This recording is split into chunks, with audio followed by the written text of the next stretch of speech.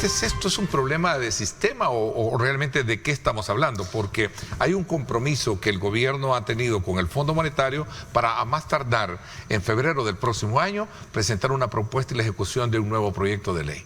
¿Cómo está el estatus? ¿Cuál es, de acuerdo a tu lectura, en síntesis, este tema? Sí, en síntesis lo que ocurre, Neto, ya lo he dicho en varias ocasiones, es un problema del diseño del modelo, ¿verdad? Acuérdate que se monta un modelo en el que no corresponde a dos cosas bien interesantes, ¿verdad? Primero, el comportamiento demográfico que ha tenido El Salvador en los últimos 20, 30 años más o menos, y el mercado laboral, ¿ya? Tanto es así que tenemos una población económicamente activa alarmantemente, que se conoce como mal llamado informal, ¿no? Entonces empezás ahí con 3 millones de personas que están fuera del sistema, completamente desprotegidos, entonces tenés ahí un caldo de cultivo bastante complicado. El modelo que fue diseñado en el 98 fue un modelo que se supone iba a sustituir al modelo antiguo, pero que lo dejó amarrado fiscalmente bajo la responsabilidad estatal, que poco a poco se ha ido desligando. En las últimas dos reformas, 2017 y 2022, lo hemos visto clarito. Y por último tenés que hacen unas medidas que no llevan ninguna base técnica actuarial para emitir deuda que se supone te va a servir para pagar pensiones vigentes del modelo antiguo, un modelo que se supone que ya tuvo que haber transitado a la adaptación del modelo privado. Se supone, pero no ha sido así. Bien, entonces te topas con una realidad en la que ya tenés comprometido el 67% del valor del fondo de pensiones vigente, ¿ok? Es decir, los trabajadores hemos aportado desde 1998, ¿verdad?, al 3 de julio del 2025, casi 16,000 millones de nuestras cotizaciones y las de los patronos, ¿verdad?, al fondo de pensiones. Y de esto ya hay un compromiso de deuda, ¿verdad?, de más de 10,700 millones. Eso es más del 67%. Tenés el sistema, el modelo paralelo, es decir, tenés un sistema de reparto vigente y un sistema privado, ¿sí? Eso lo vas a ver, por ejemplo, en países como los Estados Unidos, ¿verdad? Ahí tenés el Social Security, tenés los ahorros individuales privados. Número 3, tenés el sistema mixto, ¿verdad?, que es un sistema de establecer un pilar solidario, ¿verdad?, con un límite de salarios que cotizan ahí, y los que sobrepasan ese límite, ¿verdad?, obviamente tienen la opción de cotizar acá y en una cuenta individual. Ese es un sistema mixto, que generalmente pueden ser instituciones separadas. Pero aquí viene la contraparte, que es el cuarto modelo, un sistema mixto complementario, ¿sí?, que puede ser ofrecido este tema de un pilar solidario más una cuenta individual por una misma institución, que puede ser pública o privada, ¿verdad? Tenés un quinto modelo que es los conocidos como regímenes especiales de pensión. Entre esos están, por ejemplo, los que tiene OIT, ONU para sus empleados, ¿verdad?, que son pensiones bastante de las más altas, se puede decir, en el mundo, por las características de trabajo de esta gente. Y también están regímenes especiales de las Fuerzas Armadas. Y el ITSFA, nuestro que actúa acá, modelo que está vigente, es de los 198 modelos especiales de las Fuerzas Armadas que existen en el mundo, igual que la US Army. ¿Con eso cubren los que tú decías? No, espérate. Y de ahí está... Quiero correr en el tiempo porque quiero hacerte dos preguntas claves. Perfecto. Cuentas individuales, que es el que tenemos acá, ¿sí?, y uno que se está montando en Asia Pacífico, que ese en otro programa lo vamos a hablar. El mismo Fondo Monetario Internacional ya te dijo que esto, si sigue así, se cae en el 2027. ¿Sí? Colapsa. Así de fácil. Es decir, usted que recibió el 30% de aumento en en enero del 2023, señoras y señores, usted que ya está pensionado, peligra que, mire, su pensioncita no llegue a la cuenta bancaria. Es lo que está diciendo el Fondo Monetario Internacional. Y los que estamos jóvenes, que nos faltan 20, 30 años, estamos en peores condiciones, ¿verdad? Entonces, tenemos que apuntar a eso, ¿verdad?, a rescatar, al menos en los próximos 5, 6 o 7 meses, de acuerdo al calendario que ha establecido el Fondo Monetario Internacional. Ahí lo está diciendo el señor Nigel Clark, que es subdirector gerente y presidente interino del FMI. Ustedes cuestionan, critican, digo ustedes, no tu persona, sino que de sectores como los que tú representas, cuestionan mucho que este sistema ya entró en crisis y que ya realmente vamos a tener problemas. Cualquiera puede pensar que ustedes tienen la solución. Nosotros lo que hemos hecho, Neto, es a partir de nuestra responsabilidad aportar lo que nos compete. Cuando se aprobó en el 2022 la última reforma, salimos nosotros y llevamos una propuesta para revertir lo que hoy se ve como consecuencias visibles de lo advertido en aquel momento. Cualquiera puede pensar que ustedes tienen, perdona que voy a correr esto, pero voy a tratar de dilucidar esto. Cualquiera puede pensar que ustedes tienen la varita mágica. Entonces, no, lo que tenemos es el conocimiento. Lo que tenemos es el conocimiento. Nada en este mundo es mágico si no te esforzás, si no te si no sobresalís. La potestad de gobernarnos, ¿qué es lo que tienen? Pues no sé lo que o la voluntad política para cambiarlo, obviamente, ¿no? Pues no la tienen, porque nosotros insistimos en muchas ocasiones que deberían de hacerse algunas modificaciones, no como lo que se hizo en el decreto 614 del 2022. Pero mira, el fondo viene por 3 cosas. Seamos honestos.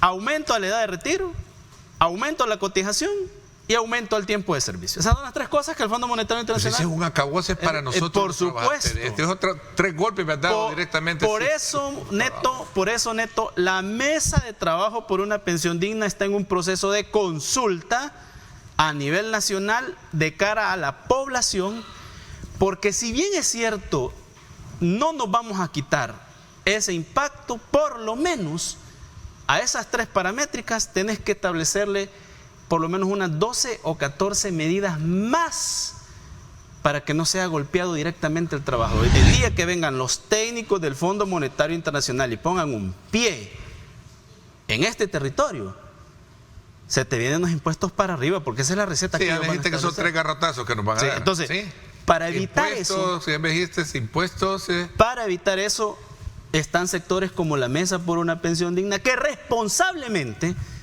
estamos haciendo el esfuerzo necesario para llevar una propuesta. Dame más un poco de los, medidas contingenciales para frenar un poco eso. Vaya, tenés la fórmula. Tenés la fórmula. Cambiar la fórmula, dije. Claro, cambiar la fórmula. Hablabas del cambio de fórmula, pagar la deuda acumulada, creo que es otro de los puntos que plantean, si no me equivoco. ¿Y sabes cómo se puede hacer eso? Vamos a hacer y mejorar el tema de rendimiento. Exacto, la rentabilidad.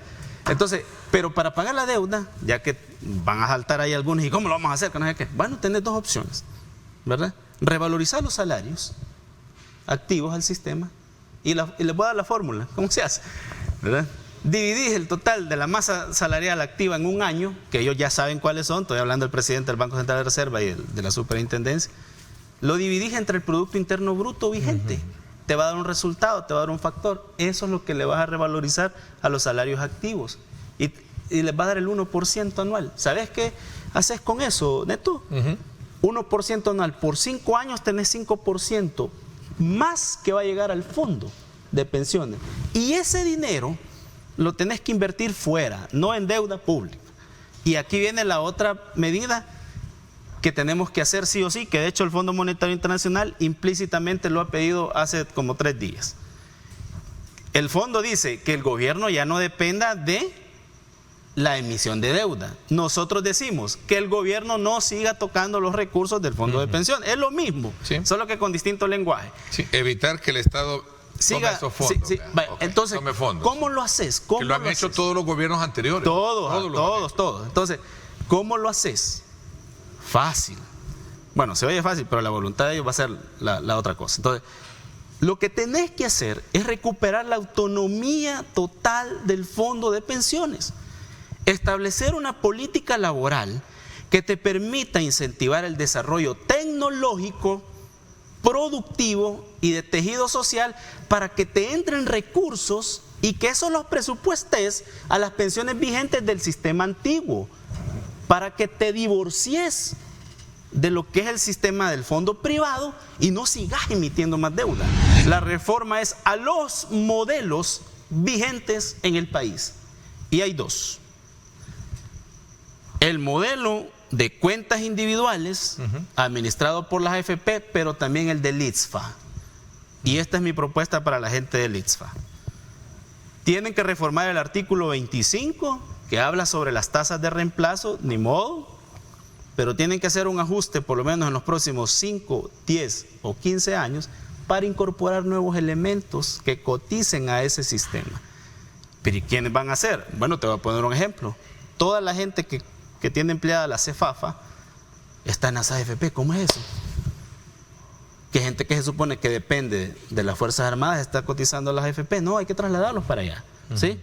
También puede trasladarse perfectamente la corporación policial, los cuerpos de agentes metropolitanos, ¿verdad? Toda la vigilancia privada, con mejores tasas de reemplazo para cuando se vayan a retirar. Y esto, neto, te va a permitir que puedas liberar el mercado laboral para nuevos miembros que estén activos cotizando al sistema. Hemos venido viendo los cambios que el país ha tenido y uno fue la creación del Ministerio de Vivienda, que al principio se nos hizo muy difícil poder buscar soluciones porque las comunidades estaban totalmente controladas por la delincuencia, por esos grupos de mareros que ellos mandaban y dirigían y sacaban a la gente honrada de esas comunidades, gente que había sacado con un gran esfuerzo el crédito de su vivienda y que simplemente te sacaban para ellos ponerlo en alquiler, y ese era un modus operandi que ellos tenían, una manera de recibir sus ingresos alquilando las casas a quien ellos decían. Era toda una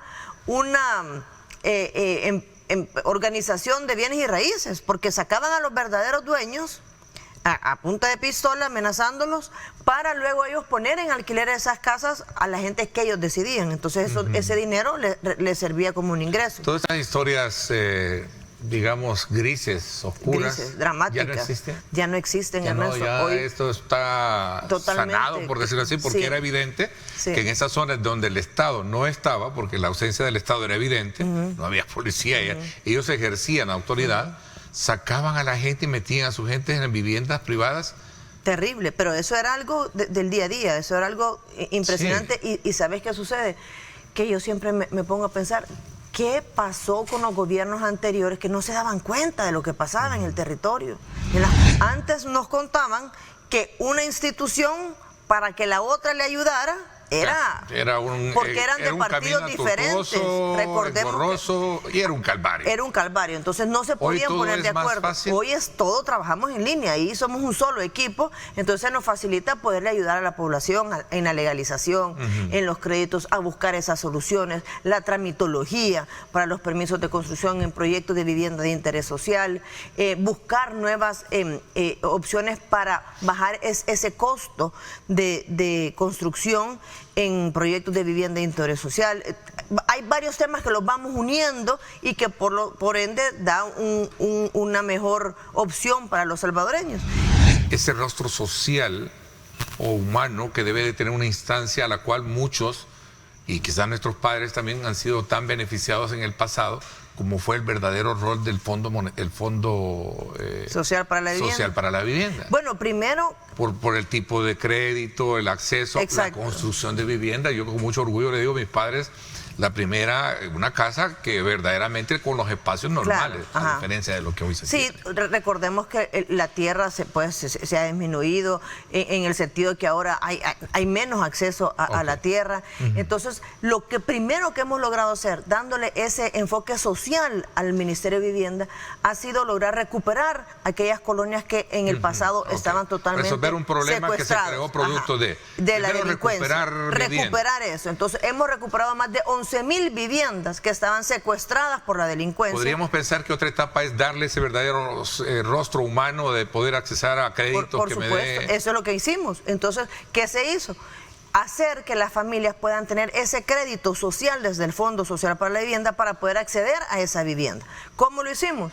Para poder comprar estas viviendas que estaban completamente desmanteladas, que prácticamente era solamente el lote que se iba a comprar con las paredes, se les dio el crédito 0 prima, 3% tasa de interés, en el sentido que pagaban por $3.000 el terreno, pero se les daba también el crédito para la reconstrucción de la vivienda, para ponerle techo, para ponerle ventanas, para ponerle puertas. Entonces te iba saliendo una casa entre $15.000, $20.000, $25.000.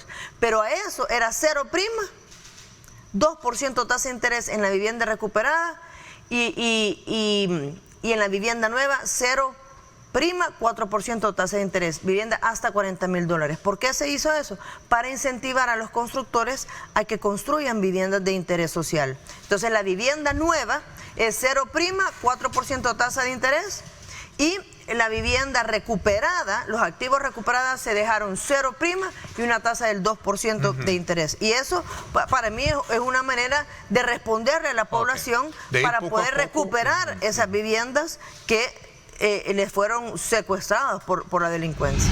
Tenemos que entender, Ernesto, que durante décadas, ni siquiera años, décadas, no se hizo nada en el tema de vivienda de interés social en el país, absolutamente nada, por la delincuencia, porque el sector constructor tuvo que apartarse porque de verdad no podían llegar a esas zonas donde se tenía que construir. Entonces, el déficit fue creciendo, ¿me entendés? Entonces, ¿qué nos ha tocado a nosotros como gobierno ahora? Comenzar primero ayudando a lo urgente, a las familias que estaban a recuperar asentadas. viviendas. Deja eso. A las familias que por necesidad estaban asentadas en zonas de alto riesgo. Eso no sacaron en las encuestas. Que le hemos ayudado a más de 7,000 familias que vivían en zonas de alto riesgo, que no tenían esperanza de nada, porque de alto riesgo y extrema pobreza. Entonces, a buscar a dónde construirles un proyecto de vivienda para ellos, teniendo en cuenta que comenzamos a hacer esos proyectos cuando todavía no teníamos el Plan Control Territorial Régimen de Excepción, que fue dificilísimo porque no podíamos llegar a las comunidades con familias que venían de otra zona, porque los delincuentes no nos dejaban entrar si traíamos a gente de una zona para otra. Entonces, partiendo de eso, te puedo decir que se está trabajando, que estamos haciendo un gran trabajo desde el sistema de vivienda en cuanto a legalizaciones, en cuanto a créditos de vivienda. Estamos en constante pláticas con el sector construcción, con Casalco. De hecho, con José Velázquez. ¿Y estas imágenes? Esas son un proyecto. A ver si las ponemos a que pongámoslas al aire, por favor. Es un proyecto Vista Lago. Estas casas se han hecho en una de las colonias más donde más sangre corrió. Aquí fueron donde mataron a aquellos 4 soldaditos. Eso es Vista Lago, en Ilopango.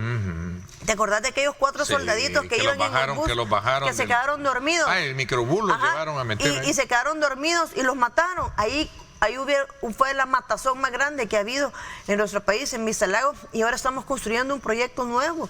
Es una zona que tenemos muchos planes. Queremos llevar un protocolo de intervención. Entonces, una calificación, si lo queremos ver desde el punto de vista, que no es una calificación que debemos discutirla en lo absoluto. El trabajo se ve y estamos llevando nuevos programas. Bueno, el de las cooperativas de viviendas en el centro histórico. Que hablamos la vez anterior, sí. Así es. De cómo integrarlos todos como comunidad. Las cooperativas de vivienda para mí es uno de los mejores programas que tenemos. Es un programa que lo estamos replicando y viene de Sudamérica, Ernesto. Es excelente el programa, se trabaja de la mano con las cooperativas. Las cooperativas se unen en cooperativas para inscribirse y hacer un proceso. Muchos me preguntan que quieren comprar uno de los apartamentos que se están haciendo, pero esos se construyen desde que se comienza a hacer. ¿Ese concepto se aplica en un régimen de condominio? Sí, en un régimen de condominio, ¿no? Exacto, es un condominio. Pero lo que te quiero decir es que esta cooperativa se une y construyen su proyecto desde antes de que se le entreguen las llaves del apartamento. Esto es un proceso que se viene trabajando con ellos desde que se organizan como cooperativas. Entonces, si hacemos un proyecto de 40 apartamentos, estas 40 familias están en el proceso desde que se unen para hacer la cooperativa. ¿Hay facilidad? Sí, ahorita. De permisos y... Porque esa es una de las cosas que la vez anterior alguien me decía, un constructor me decía, el problema es que tienes que pedir permiso acá, y al final me dice, terminás todo engorroso. Ese fue uno de los comentarios que el sector de constructor nos ha expuesto. Sí, porque yo les preguntaba por qué han dejado de hacer vivienda de interés social, porque en el pasado muchos Roble, todos esos proyectos grandes de vivienda. ¿Será rentable o por qué no era rentable? No, sí es rentable. Totalmente rentable. O sea, yo poniéndome la gorra de empresaria, es rentable. Es un negocio rentable. Lo que sucedió fue la delincuencia, ¿verdad? La gente no podía, te mataban. Regresamos al tema. Entonces ellos pararon de hacer proyectos que le mataban a sus empleados. Pero ya está resuelto el problema. Pero ya está resuelto este problema. Y uno de los inconvenientes, el segundo inconveniente después de la delincuencia de antes, era la tramitología, que dicen que les alarga demasiado el tiempo. Entonces, ahorita tenemos una reforma que está próxima a entrar a la Asamblea Legislativa, en la que le va a facilitar al sector privado la construcción de proyectos de vivienda de interés social. ¿Y esta entrada de la Dirección de Ordenamiento Territorial no va a venir todavía No, al contrario. ¿Qué tiene que ver con ustedes en términos de...? Yo soy parte de la Junta Directiva, soy parte de... Es interesante hablar de eso porque muchos creen que esto va a venir como a centralizar aún más. Eso es lo que queremos. Digamos, sí, pero en beneficio en de... beneficio, ¿por qué? O en detrimento para poder de alguna manera no tener un permiso. No, al contrario. Vaya, yo soy parte de la DOT, soy parte de la Junta Dirección de Ordenamiento Territorial. Sí, soy parte de ellos. ¿Ministerio de Vivienda? Sí, está. OPAMS no está afuera. Ahí estamos, Ministerio de Medio Ambiente, está ANDA, está ASA, está... Bomberos, está la DOM, son como 11, 12 instituciones. Entonces lo que se ha hecho es centralizar los permisos, los diferentes trámites que hay que hacer. Entonces ahí se saca el trámite de medio ambiente, el trámite de cultura, el trámite de ANDA, el trámite, diferentes trámites. Todos los permisos Todos los permisos, ajá. Entonces, pero el permiso de construcción de vivienda de interés social vamos a darlo nosotros para poder motivar, incentivar a los constructores para hacer más proyectos, porque necesitamos más proyectos, viviendas de $50,000, 60,000, 80,000 dólares para el sector clase media también, no solo clase de interés social, clase media baja necesita comprar su vivienda. Entonces estamos en esas pláticas, estamos creando esa vivienda que llegue al alcance de los salvadoreños a través de un crédito, ¿verdad?